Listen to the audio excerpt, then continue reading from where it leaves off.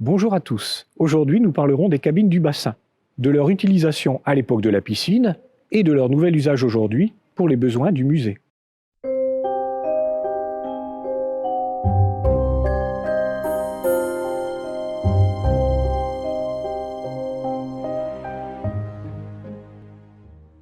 Au rez-de-chaussée, Albert Bar dispose 99 doubles cabines individuelles pour le déshabillage puis la douche, autour du bassin, construite en briques vernissées couleur jaune sable. Le profil arrondi des angles des murs et les briques lisses facilitent le lavage et évitent à l'utilisateur de se blesser.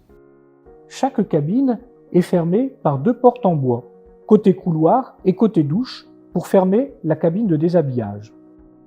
L'ouverture de la douche vers le bassin permet aux maîtres nageurs, soucieux de lutter contre la tuberculose, de s'assurer que tous les nageurs en maillot passent bien sous la douche.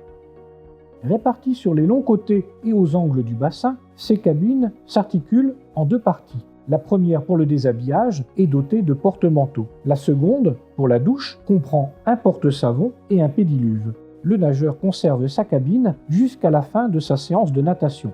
Pour répondre aux besoins muséographiques, l'architecte Philippon métamorphose judicieusement ces cabines en vitrines d'exposition. Au rez-de-chaussée, plusieurs cabines ont été démontées pour faciliter la circulation des visiteurs. Côté jardin, 5 vitrines forment un cabinet d'art graphique pour les dessins et gravures, dont la photosensibilité limite la durée des accrochages à 3 mois.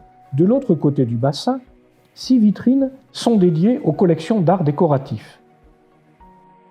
Car le musée d'art et d'industrie de Roubaix associe art appliqué et beaux-arts sans hiérarchie.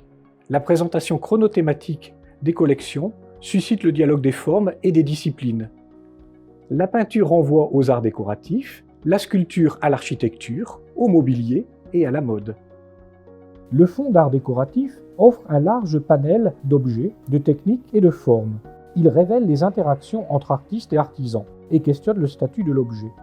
À l'étage, les cabines de déshabillage des scolaires deviennent des vitrines consacrées au textile et à la mode, département majeur des collections du musée. Marqué dès sa création en 1835 par l'épopée textile de la ville, 2 ensembles de cabines, côté est et ouest, forment des cabinets d'art graphique. Les cabines restantes sont des vitrines traversantes avec des plateaux amovibles pour la mode et les tissus plats. Dessins, pièces de tissu pour tapisserie et ameublement de différentes époques dialoguent avec l'habillement. Des vêtements anciens, modernes ou contemporains, de toutes tendances, sont présentés sur des mannequins avec des chaussures et des accessoires, selon le principe de la vitrine de mode. Ces vitrines, qui rappellent aussi les cabines d'essayage des magasins, préservent donc l'identité textile des cabines où les nageurs déposaient leurs vestiaires. Sur le mur du couloir, les peintures insistent, elles aussi, sur la mode, les matières textiles et les accessoires de mode.